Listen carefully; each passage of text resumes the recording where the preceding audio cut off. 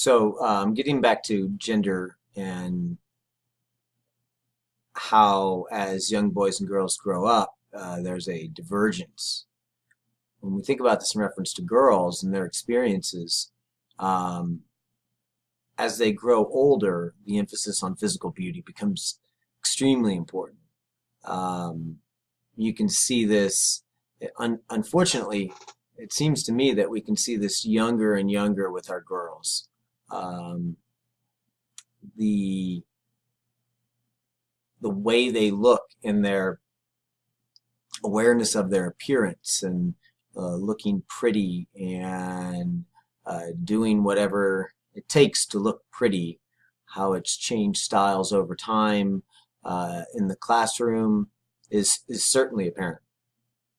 And it creates a heavy burden on young girls. There's this ideal of what it means to be beautiful, and anyone that doesn't meet up to that ideal is going to, especially young girls, are going to have a hard time processing why they don't, and it's going to impact the way that they value themselves over time. This leads into eating disorders. Bulimia and anorexia become problems, especially as young girls move into their teen years, into their uh, early 20s. Young girls also lose their voice.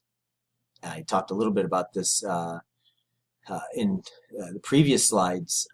As they get older um, and move from uh, being a young girl, 5 to 11, into being a young woman from 12 to 18, they lose their confidence. They lose their voice um, as their femininity takes shape in their gender, and the masculinity takes shape in the boys' genders.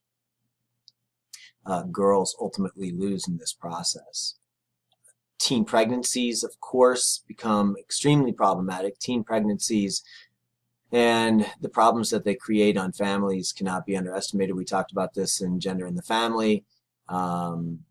This is something that we see prevalent in our classrooms, especially as we get into secondary education.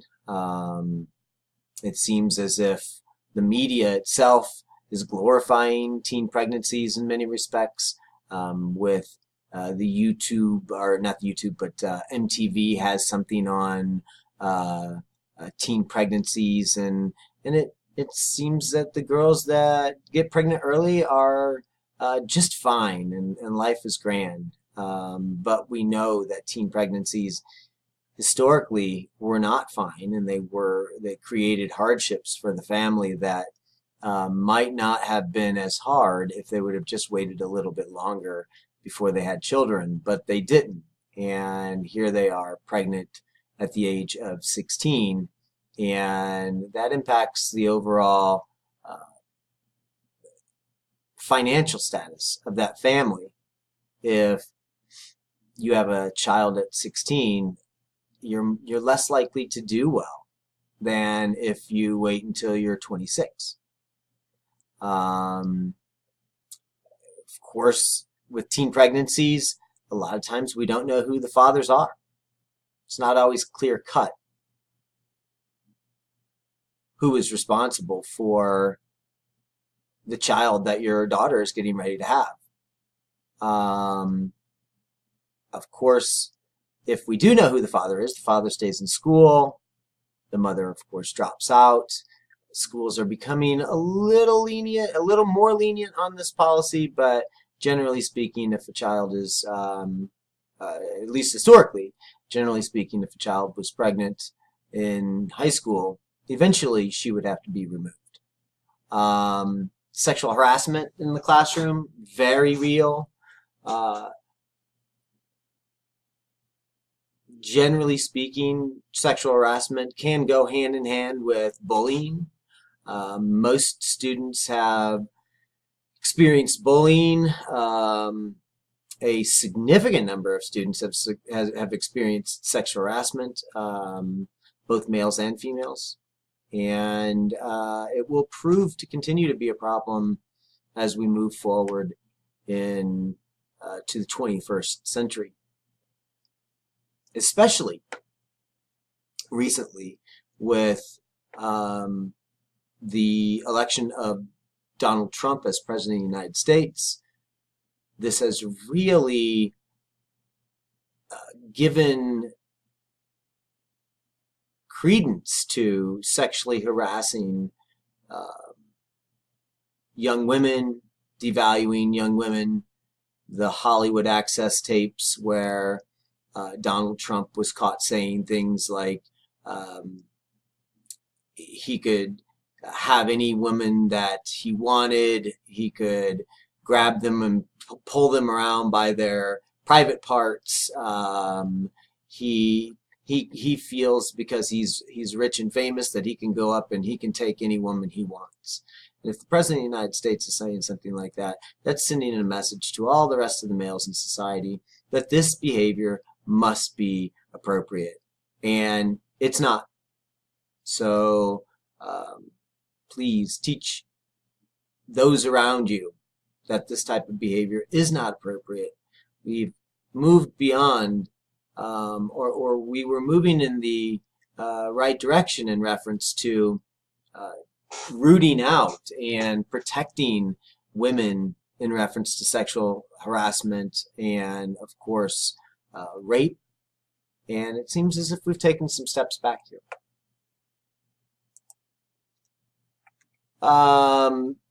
When we talk about boys, one of the things that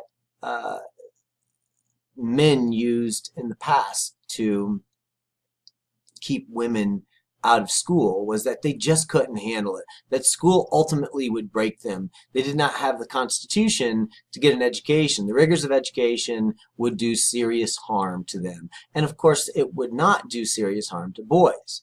But turns out that girls are doing as well, if not better.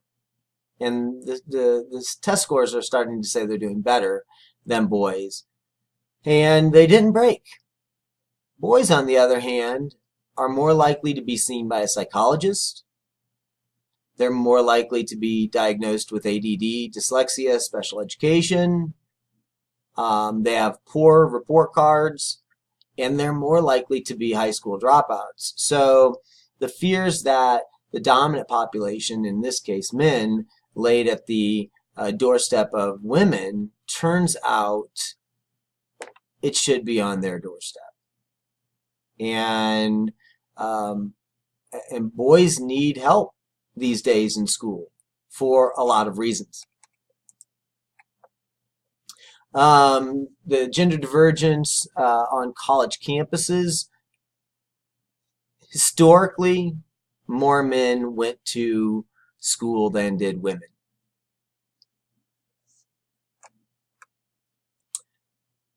Today, as I was saying, in the past, more men went to college than women did. And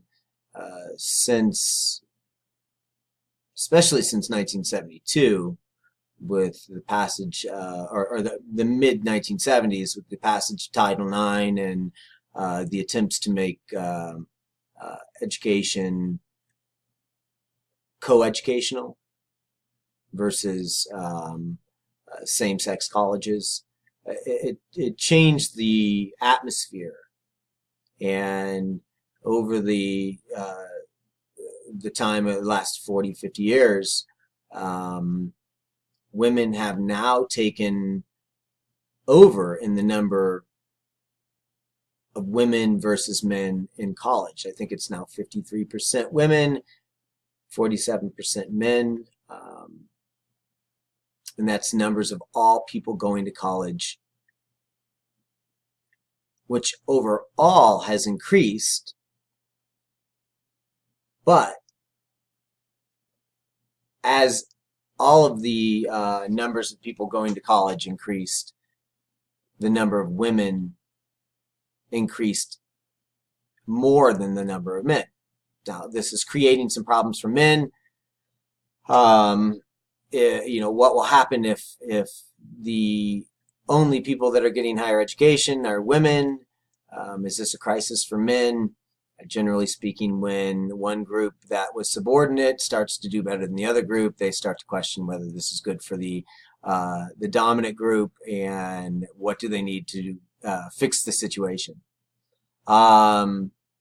Many top colleges are still hiring male, or they still have higher male enrollments. So even though we're seeing a larger presence of women in, let's say, state schools and community colleges, and smaller liberal arts schools, at our larger institutions, women are not as prevalent as men.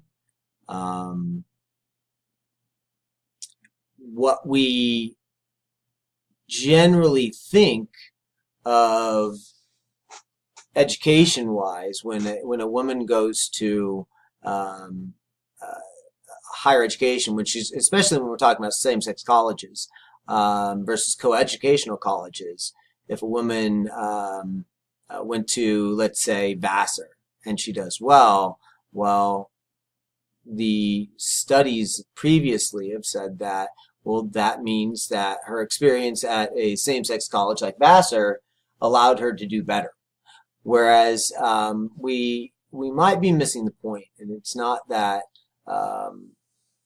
it was her gender or the gender of the institution she went to that created her success, but more her class that created her success. When we look at things in reference to class, we see that the gender gap between white males and females is relatively small in reference to educational achievement. And we see a higher gap within blacks and Hispanic college males. This brings us to the idea of gender policing. I talked earlier about where gender actually happens. And most of the gendering of young people doesn't happen because of mom and dad. It doesn't happen because of your teachers or your pastors or your priests. It happens because of your friends. And this plays out in a concept called gender policing. How does one know who they are? Well, you know who you are in 4th grade by the way your peers treat you. So if you were a 4th grade boy and you came to your 4th grade class wearing a dress, the rest of your classmates would quickly interpret that behavior and give you some feedback. Most likely would be negative feedback and could be far-reaching in reference to character development over time. Because kids don't forget those types of things, and they will let you know what you did wrong over and over and over. Boys often see school as being girly. It's feminine. It's not good for a young boy to be showing that they really care about school. Because if you really care about school, well, that is quote unquote gay. And gay, of course, means lacking masculinity. It doesn't have much to do with whether you are actually gay. It just means that you're effeminate. And being effeminate in a boy's world in the 4th grade is not a good thing. And it most likely will lead to bullying. Bullying, of course, is violence and harassment to individuals. One group, it could be a group or an individual thing, but your